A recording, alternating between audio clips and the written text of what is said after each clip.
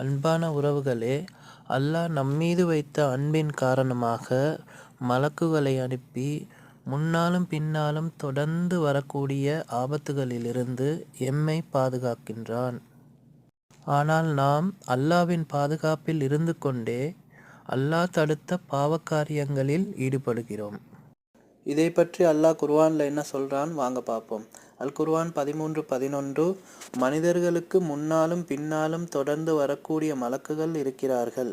அல்லாஹ்வின் கட்டளையால் அவர்கள் அவனை பாதுகாக்கிறார்கள்.